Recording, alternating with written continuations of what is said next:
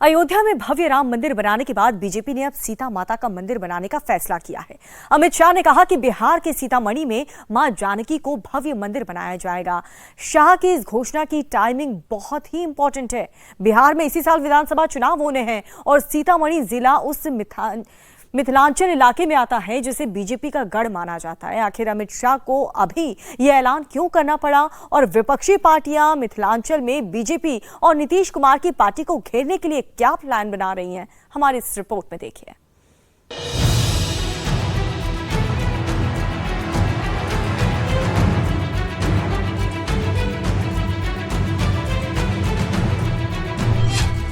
लोकसभा चुनाव से पहले पूरा किया राम मंदिर का वादा। अब बिहार विधानसभा चुनाव से पहले सीता मंदिर का इरादा। मिथिलांचल में सीट है 78। बीजेपी फिर चली मंदिर की डगर। अयोध्या में भव्य राम मंदिर बनाने के बावजूद लोकसभा चुनाव में उत्तर प्रदेश का रिजल्ट बीजेपी के मन मुताबिक नहीं आया। लेकिन बीजेपी ने तब यह कहा था कि राम मंदिर उसके लिए सियासी नहीं बल्कि आस्था का मुद्दा है और वो भगवान और उनसे जुड़ी चीजों और लोगों के स्थलों का विकास करती रहेगी। अपने इस वादे पर अमल करते हुए बीजेपी ने अब बिहार में भव्य सीता मंदिर बनाने का वादा किया है। बिहार के लोगों से सीता मंदिर बनाने का यह वादा किया है गृह मंत्री अमित शाह ने। अहमदाबाद में शाश्वत मिथिला महोत्सव 2025 में अमित शाह आए थे तो गुजरात के विकास में अहम भूमिका निभाने वाले बिहार के लोगों को सम्मानित करने के लिए। लेकिन बीजेपी की सियासत के चाणक्य माने जाने वाले अमित शाह की नजर यहां भी बिहार विधानसभा चुनाव पर थी। उन्होंने बिहार, खासकर मिथिलांचल के लोगों की तारीफ की और फिर कहा कि अब सीतामढ़ी में जगत जननी माता सीता का भव्य मंदिर बनाया जाएगा। अयोध्या में राम मंदिर बन चुका, अब बारी मां सीता के भव्य मंदिर बनाने की। और आज मैं मिथिलांचल वासियों के कार्यक्रम में कहकर जाता हूं कि आने वाले समय में एक भव्य मंदिर जो दुनिया भर की मातृशक्ति को संदेश देगा कि जीवन कैसा होना चाहिए, जीवन हर तरीके से आदर्श होना चाहिए, इसका संदेश देने का काम मां जानकी का ये मंदिर करेगा और ये मंदिर निश्चित रूप से हम मनाएंगे। अमित शाह के ऐलान के साथ ही एक बात तो तय हो गई थी कि सीतामढ़ी के पुनौरा धाम में भव्य जानकी मंदिर बनेगा ही बनेगा। वैसे भी अयोध्या के राम मंदिर की तरह यहाँ जमीन को लेकर किसी तरह का विवाद नहीं है। अभी यहाँ जो मंदिर है वो भी काफी खूबसूरत है। हल चलाते हुए राजा जनक की मूर्ति सबका मन मोह लेती है। सीता माता की जन्म की कथा के मुताबिक जब राजा जनक हल चला रहे थे तो धरती के गर्भ से जानकी माँ का जन्म हुआ। उनके जन्म का पूरा वृत्तांत यहाँ मूर्तियों के सहारे दिखाया गया है। मंदिर का कैंपस काफी बड़ा है। यहां सरोवर है। मुख्य मंदिर के अलावा दूसरे कई छोटे बड़े मंदिर हैं। यानी भव्य जानकी मंदिर बनाने की राह में जमीन की बाधा नहीं है। अब अमित शाह के ऐलान के बाद ये भी क्लियर हो गया कि मंदिर के लिए फंड की कमी नहीं होगी। सबसे बड़ी बात, गैर विवादित जगह होने की वजह से बिहार की हर पार्टी यहां भव्य मंदिर बनाने के पक्ष में है। सीता माँ जानकी हम लोगों की आस्था पूरे बिहार की और मिथिला क्षेत्र की है, देश भर की है और वहाँ पर एक भव्य सीता माँ का मंदिर बनने से निश्चित रूप से उस पूरा क्षेत्र के लिए, नेपाल के लिए, बिहार के लिए, सबके लिए खुशी की बात है। बनेगा और बनना भी चाहिए, ये मांग हम लोगों की भी रही है। मैं मानता हूँ बिहार फर्स्ट, बिहारी फर्स्ट के माध्यम से भी हम लोग ये कहते रहे हैं। मैं मानता हूँ कि इच्छा शक्ति मेरे प्रधानमंत्री के पास ही है कि जिस तरीके से अयोध्या में भव्य राम मंदिर का निर्माण हुआ है उतना ही भव्य मंदिर मेरी माता सीता का सीतामढ़ी में बने। और मैं मानता हूं कि जल्द न सिर्फ 14 करोड़ बिहार वासियों का बल्कि देश की एक बड़ी आबादी जो माता सीता में अपनी आस्था रखती है उनका भी सपना पूरा है। लेकिन विपक्ष तो कहेगा कि चुनावी साल है इसलिए चुनाव के मद्देनजर ये ऐलान किया गया है। विपक्ष तो उस वक्त भी ये बात कहता था जब राम मंदिर की बात होती थी, उस वक्त भी कहता था कि भाई सिर्फ चुनावी मुद्दा है, मंदिर वहीं बनाएंगे, तारीख नहीं बताएंगे। यही इल्ज़ाम हम लोगों पे लगता था। आज तो अयोध्या में मंदिर बन गया। काशी का आप देख लीजिए किस तरीके से उसको भी विकसित किया गया है और मैं मानता हूँ कि उसी तर्ज पर बहुत जल्द सीतामढ़ी में भी माता सीता का उतना ही भव्य मंदिर बनेगा। सीतामढ़ी में भव्य राम मंदिर बनाकर बीजेपी एक तीर से कई निशाने साधना चाहती है। पहला लक्ष्य तो तीर्थाटन के सहारे बिहार में रोजगार के अवसर पैदा करना है। राम मंदिर बनने के बाद जिस तरह अयोध्या की किस्मत बदली, उसका आधा भी सीतामढ़ी में हो जाएगा तो शहर की सूरत बदल जाएगी। लेकिन एक बड़ा मकसद मंदिर के सहारे मिथिलांचल को साधना है। सीतामढ़ी जिला बिहार के मिथिलांचल में आता है। सीतामढ़ी के अलावा मधुबनी, दरभंगा, मधेपुरा, सुपौल, समस्तीपुर, बेगूसराय और सहरसा जैसे जिले हैं। मिथिलांचल हमेशा से एनडीए का गढ़ रहा है। 2020 के विधानसभा चुनाव में बीजेपी ने यहां 25 सीटें जीती। उसकी सहयोगी जेडीयू ने 21 सीटें जीती। 4 सीट मुकेश सहनी की वीआईपी, जबकि 1 सीट एलजेपी के खाते में गई। इस तरह देखें तो मिथिलांचल की 78 में से 51 सीट एनडीए ने जीती। बात अगर महागठबंधन की करें तो आरजेडी को 22 सीटों पर जीत मिली। कांग्रेस 2 ही सीट जीती, जबकि सीपीआई ने 2 और सीपीआईएम ने 1 सीट पर जीत हासिल की। बात अगर 2024 के लोकसभा चुनाव की करें तो एनडीए ने मिथिलांचल में क्लीन स्वीप किया। मिथिलांचल की 14 लोकसभा सीटों में से 5 बीजेपी ने और 5 सीटें जेडीयू ने जीती, जबकि बची 4 सीटें एलजेपी के खाते में गई। अगर 2024 के लोकसभा चुनाव में मिथिलांचल की विधानसभा सीटों में मिली बढ़त को देखें तो एनडीए को यहां किसी तरह का खतरा नहीं होना चाहिए। मिथिलांचल की 78 विधानसभा सीटों में से बीजेपी को 29, जेडीयू को 25, एलजेपी को 19 सीटों पर बढ़त मिली। आरजेडी को महज 4 विधानसभा सीटों पर बढ़त हासिल हुई और 1 सीट पर सीपीआई आगे थी। बीजेपी की कोशिश होगी कि इस साल के आखिर में होने वाले विधानसभा चुनाव में इसी प्रदर्शन को दोहराया जाए। मिथिलांचल को लंबे वक्त से बीजेपी और एनडीए का गढ़ माना जाता रहा है।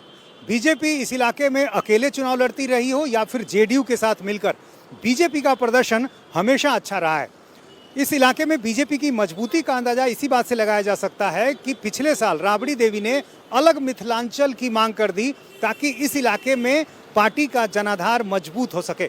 लेकिन बीजेपी आरजेडी की इस चाल को समझती है और शायद इसलिए इस इलाके में माता सीता के मंदिर के निर्माण और केंद्र की मदद से इस पूरे इलाके को एक तीर्थ क्षेत्र के रूप में विकसित कर बंटवारे की मांग को कमजोर करना चाहती है। अगले विधानसभा चुनाव में मिथिलांचल की 70 सीटें ही तय करेंगी कि बिहार की गद्दी पर, पाटलिपुत्र की गद्दी पर कौन बैठेगा। पाटलिपुत्र पर राज कौन करेगा, यह तय करने में मिथिलांचल का रोल कितना अहम होगा, इसका अंदाजा इस बात से लगाया जा सकता है कि पिछले विधानसभा चुनाव में एनडीए की 40% से ज्यादा सीटें मिथिलांचल से ही आईं। सीतामढ़ी में माता सीता का मंदिर होने की वजह से इस जिले को मिथिलांचल के सांस्कृतिक केंद्र के रूप में भी देखा जाता है। मां जानकी को बिहार के लोग तो अपनी बेटी मानते ही हैं, साथ ही नेपाल के लोग भी उन्हें अपनी पुत्री मानते हैं। सीता जी का चरित्र महिलाओं को खास तौर पर आकर्षित करता है और इस चुनाव में हर पार्टी की नजर महिला मतदाताओं पर है। इसकी शुरुआत तेजस्वी यादव ने की। तेजस्वी यादव ने कहा कि अगर उनकी सरकार बनेगी तो हर महिला को हर महीने 2500 रुपए दिए जाएंगे। इसके अलावा उन्होंने बेटी योजना का भी ऐलान किया, जिसके तहत लड़कियों को सरकारी बेनिफिट्स देने के अलावा उनके एजुकेशन, ट्रेनिंग और इनकम की भी व्यवस्था की जाएगी। इतना ही नहीं, तेजस्वी यादव ने वृद्धा पेंशन योजना के तहत 1500 रुपए देने का वादा किया। सरकार बनने पर वो गैस सिलेंडर 500 रुपए में देने की बात भी कर रहे हैं। माई बहन मान योजना के तहत जो हमारी माताएं बहनें हैं, जो महंगाई से जूझ रही हैं, जो गरीब महिलाएं अपने पसंद का खा भी नहीं पा रही हैं, कपड़ा नहीं पहन पा रही हैं, बच्चों का इलाज नहीं करा पा रही हैं, आर्थिक तौर पे जो कमजोर महिलाएं हैं, उनके लिए हम लोग माई बहन मान योजना के तहत सीधे उनके खाते में 2500 रुपया हम लोगों की सरकार देने का काम करेगी और सरकार बनते ही 1 महीने के भीतर इस योजना की शुरुआत हम लोग जो है कर देंगे। बिहार की सभी पार्टियों में आजकल महिला मतदाताओं को लुभाने की होड़ मचने की सबसे बड़ी वजह है राज्य की डेमोग्राफी। देश के दूसरे राज्यों की तुलना में बिहार में चुनावी जीत हार में महिलाएं अहम भूमिका निभाती हैं। हालांकि बिहार में महिला और पुरुष वोटरों की तादाद लगभग बराबर है, लेकिन ऐसा सिर्फ कागजों में है। वास्तव में देखें तो महिला मतदाताओं की संख्या ज्यादा है। इसकी वजह यह है कि बिहार में अधिकतर पुरुष रोजगार के सिलसिले में बिहार से बाहर हैं। इसके अलावा 18 साल की उम्र में वोटर बनने वाला युवा भी पढ़ाई के सिलसिले में, हायर स्टडीज़ या टेक्निकल स्टडीज़ के सिलसिले में बिहार से बाहर चला जाता है। यही कारण है कि बिहार जो है महिलाओं के प्रभुत्व वाला राज्य बन गया है। नीतीश कुमार की जीत में इसी महिला वोटर की भूमिका काफ़ी अहम रही है। नीतीश कुमार ने बालिकाओं को साइकिल देकर और फिर कानून व्यवस्था में सुधार लाकर लड़कियों और महिलाओं को बेखौफ होकर बाहर निकलने, घूमने की हिम्मत दी और इस वजह से महिलाएं नीतीश कुमार का वोट बैंक बन गई। यही वजह है कि इस बार के चुनाव में आरजेडी और प्रशांत किशोर की जनसुराज पार्टी भी महिलाओं को लुभाने की कोशिश कर रही है। इस बार चुनाव में महिला वोटरों तक पहुंचने की सबसे ज्यादा कोशिश कर रहे हैं प्रशांत किशोर। वो लगातार महिला सम्मेलन का आयोजन कर रहे हैं। हालांकि वो तेजस्वी की माई बहन मान योजना की कड़ी आलोचना कर रहे हैं। प्रशांत किशोर कह रहे हैं कि बिहार की आर्थिक स्थिति ऐसी नहीं है कि महिलाओं को हर महीने 2,500 रुपए दिए जाएं।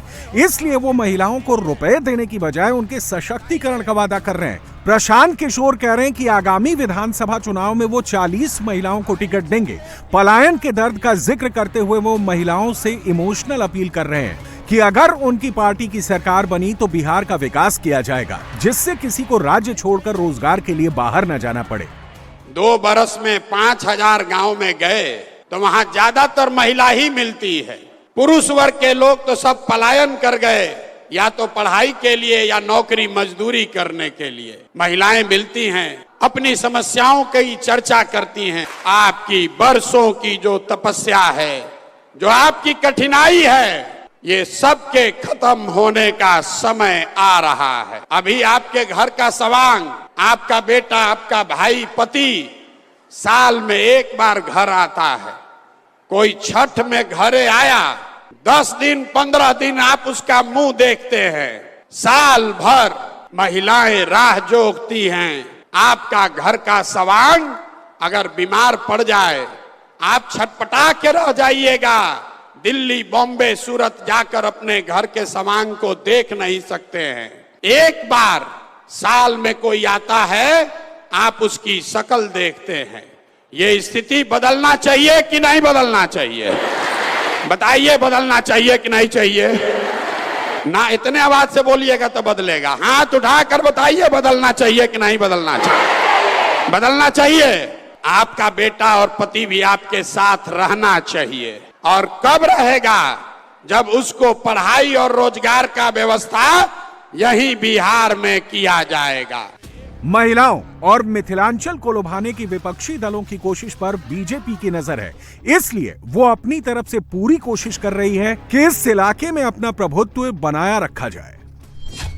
यही वजह है कि नीतीश कैबिनेट का पिछले महीने जब विस्तार किया गया तो 7 नए मंत्रियों में से 4 मिथिलांचल के ही थे। नीतीश मंत्रिमंडल में मिथिलांचल से आने वाले मंत्रियों की संख्या बढ़कर 6 हो गई है। इतना ही नहीं, मोदी सरकार के बजट में भी मिथिलांचल का खास ख्याल रखा गया है। सरकार ने पहली बार मखाना बोर्ड गठन किया है। मखाने का सबसे ज्यादा उत्पादन मिथिलांचल रीजन में होता है। इसके अलावा वेस्टर्न कोसी कैनाल का भी ऐलान किया गया। इससे मिथिलांचल के 2 जिलों दरभंगा और मधुबनी को सीधा फायदा होगा। कुल मिलाकर देखा जाए तो इस बार बिहार विधानसभा चुनाव में महिलाएं और मिथिलांचल की भूमिका अहम होने वाली है। बीजेपी को उम्मीद है कि सीतामढ़ी में माता सीता के भव्य मंदिर का ऐलान करने का उसे चुनाव में फायदा मिलेगा। अब देखना होगा कि बीजेपी के इस दांव की काट के लिए विपक्ष क्या चाल चलता है।